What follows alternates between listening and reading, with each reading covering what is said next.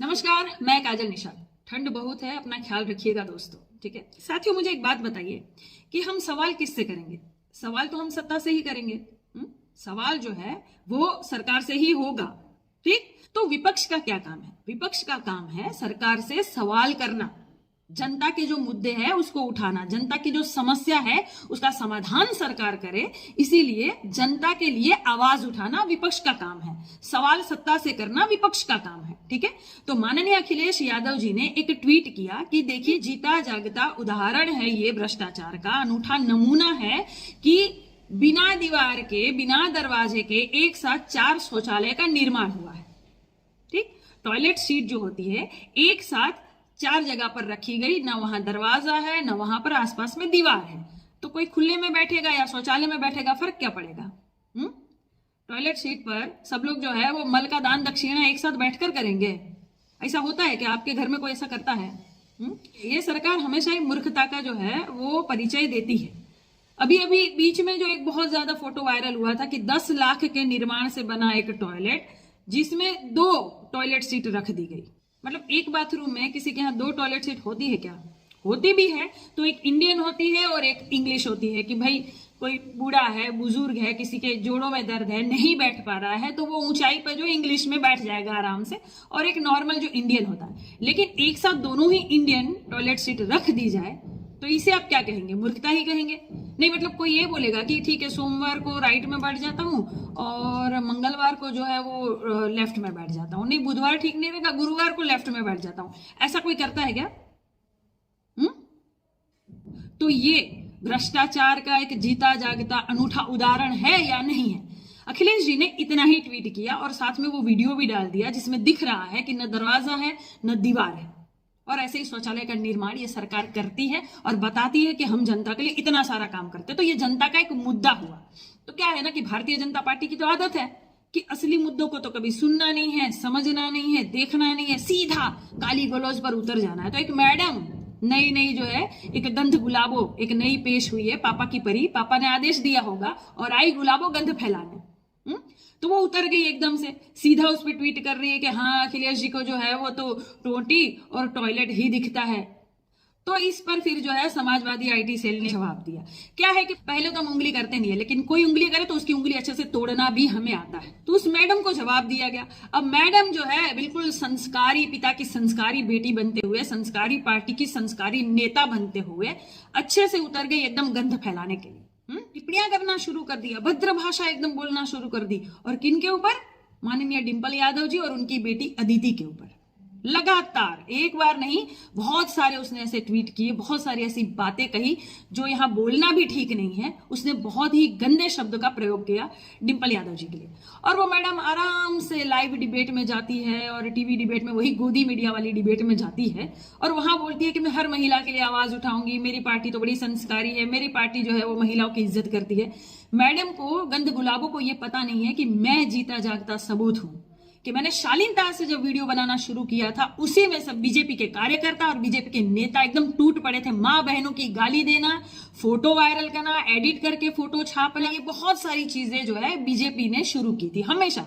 और वो एक मालवा है बीजेपी का, क्या नाम है, अमित मालविया, आईटी सेल का जो है वो प्रमुख, और उसने जो है वो सारी गंध फैलाना शुरू कर दिया। बेचारों को हर ट्वीट पे 2 रुपया मिलता है, तो रोजगार जो है कमाना है, 2 रुपया कमाना इन चवन्नी छापों को। तो इन लोगों ने शुरू कर दिया गंद बोलना। तो भाई ऐसे लोगों से कोई शालीनता से बात करेगा? मैंने हर वीडियो में कहा है कि ऐसे लोगों को मुंह तोड़ जवाब दीजिए। इन लोगों से शालीनता से बात करने की क्या जरूरत है जो खुद गंद है? अरे गटर से कोई कैसे शालीनता से बात करेगा? हाँ, मैंने हमेशा ही बोला है कि बात आपके घर तक पहुंचेगी, हमेशा सबको बोला है। लेकिन क्या है ना कि काजल निषाद को सब गाली देते तो सब सुन लेते हैं। काजल के लिए किसी को आवाज नहीं उठानी है। हमेशा मैंने वीडियो में बोला है कि बात आपके घर तक आएगी, उसका इंतजार मत करना। ये लोग बहुत नफरत फैला रहे हैं और नंबर सबका आएगा। और आज बात घर तक पहुंच गई, घर के अंदर पहुंच गई। वो मैडम का मनीष के साथ कुछ झगड़ा हुआ, समाजवादी के जो आईटी सेल चलाता है उसके साथ कुछ झगड़ा हुआ, तो मैडम सीधा 4 किलोमीटर दूर जो है वो पहुंच गई वहां डिंपल जी के घर पे, और कहती है कि मैं महिलाओं का सम्मान करती हूँ। संस्कारी पार्टी की संस्कारी डॉक्टरनी गंध गुलाबों का झगड़ा मनीष से था तो मनीष को इंजेक्शन दे देती ना, सीधा रिपोर्ट कार्ड लेकर वहां अदिति के वहां कहां पहुंच गई? उस बेटी की क्या गलती है? वो बेटी राजनीति में है क्या? उसको क्यों घसीटा? उसने क्या बिगाड़ा तेरा? हाँ, और बात महिलाओं की करती है, महिलाओं के सम्मान की बात करती है रे तू। हाँ, एक छोटी सी बच्ची को तूने नहीं छोड़ा, इस गंदगी में अपने गंध में लपेट के घूम रही है एक छोटी बच्ची को, और बात तू महिला सम्मान की करती है। हाँ, स्मृति ईरानी को फेल करना चाहती है क्या झूठ बोलने के मामले में? क्या रे रीचा? हाँ, काहे चुप है? गूंगी हो? अरे गंध तुम लोग फैलाते हो और दूसरों पर इल्जाम लगा रही हो बैठ के लाइव में। क्या है कि गोदी मीडिया की गोद में बैठ के कितना भी उछल लो, लेकिन लोगों को अच्छी तरह से पता है कि गंदगी यहां कौन फैलाता है। और इतनी ही शरीफ बनती है, तुझे पता है कि तूने गलती की है तो देना गिरफ्तारी। इतनी शेरनी है तो शेरनी है तो किस बात का डर है? किया है गलत तूने टिप्पणी तो देना गिरफ्तारी। और ये मैडम अपने आप को लिखती है डॉक्टर रीचा राजपूत, ये डॉक्टरनी अपने आप को कहती है, तो ये मरीजों को गोली देते देते देश को गोली देने लग गई। एकदम लाइव डिबेट में एकदम झूठ बोल रही है। स्मृति ईरानी जी से भी आगे निकल गई है तो। हाँ, पार्टी में बड़ा पद पाने के चक्कर में गुलाबो आई है गंद फैलाने। बहुत ही अभद्र टिप्पणी इसने लिखी है। पहले एक मुझे बात बता रीचा, मुझे एक बात बता, तू संस्कारी पार्टी की संस्कारी बेटी, मुझे एक बात बता कि वो जो बलात्कारी छोड़े गए वो किसने छोड़े? किसकी शय पर छोड़े गए? अमित शाह। अमित शाह कौन है? भाजपा के बड़े नेता, वरिष्ठ नेता, हमारे गृह मंत्री जी हैं। हाँ, उन्होंने छोड़ा गुजरात में। किनको छोड़ा? बलात्कारियों को, बिल्किस बानो के बलात्कारियों को। फिर उसके बाद माला पहनाई गई, उनको आरती उतारी गई। वो संस्कारी जो बलात्कारी, उनको छोड़ा गया। वो सही था, चलिए बात छोड़ दे। वो जो चिन्मयानंद है वो किसकी पार्टी में है? वो बलात्कारी बाबा जो ढोंगी संत अपने आप को कहता है। ठीक है, चल वो बात छोड़ दे। ये बता कुलदीप सिंह सेंगर किसकी पार्टी में है? वो बलात्कारी। अरे वो बात छोड़ दे, ये बता कि कानपुर में जो है वो बालिका गृह में 7 बालिकाएं गर्भवती हो गई। कैसे गर्भवती हो गई? यही उत्तर प्रदेश की सरकार में। हाँ, ये सब बातें पुरानी हो गई होगी रीचा, तो तुम्हें याद नहीं होगा। क्या है कि डॉक्टरनी बेचारी जो है इंजेक्शन दवाई में एकदम बिजी होगी क्लिनिक में, तो बेचारी को पता होगा नहीं कुछ। हाँ, तो चल अभी की हाल की मैं घटना बताती हूँ। हाल की घटना, मनोज मित्तल कौन है रीचा? कौन है मनोज मित्तल? तुम्हारे भाजपा का ही नेता है ना। 12 किलोमीटर तक निर्वस्त्र एक बेटी को घसीटता हुआ लेके गया। शर्म नहीं आई तुम्हें? वो बेचारा जो है संस्कारी पार्टी का संस्कारी बेवड़े 5 लोग, तब तुम्हें कुछ दिखाई नहीं दिया? तब तुम्हें महिला की इज्जत दिखाई नहीं दी? अच्छा, हाथरस कांड हुआ था, तुम्हें पता है? बिना जो है परिजन को बताए रात को एकदम लाश जलाने पे उतारू हो गए थे ये सरकार और ये प्रशासन। तुम्हें नहीं दिखाई दिया था? और ऐसी हजारों घटनाएं, हजारों आए दिन घटनाएं होती रहती है। ये महिलाओं के साथ आए दिन छेड़खानी की घटनाएं, रेप की, बलात्कार की घटनाएं, और महिला सम्मान की ये लोग बात करते हैं।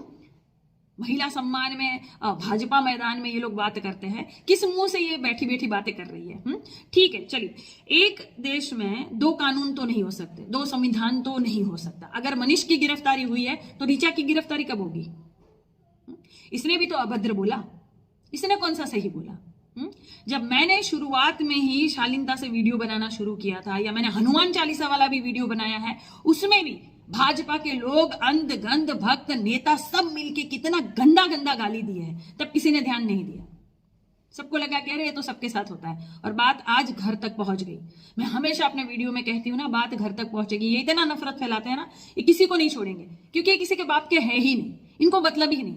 देखिए, जब कुछ समूह को, कुछ भीड़ को जब अपना नेता देश से बड़ा लगने लगे ना, एक भीड़ को अपना नेता देश से बड़ा लगने लगे ना, तो ऐसे लोगों का फिर कुछ नहीं हो सकता। ये लोग कभी भी देशभक्त हो ही नहीं सकते, और ऐसे गटर लोगों से शालीनता से बात करने की कोई भी जरूरत नहीं है। ये उस लायक ही नहीं है ना, ये सब गटर उस लायक है ही नहीं।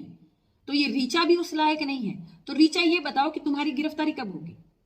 मैं उत्तर प्रदेश पुलिस से और उत्तर प्रदेश के डीजीपी, यूपी के डीजीपी से भी मैं कहना चाहती हूँ कि सर, कोई है जो हमारी बातें सुन रहा है, या फिर आपस में ही सब निपट ले।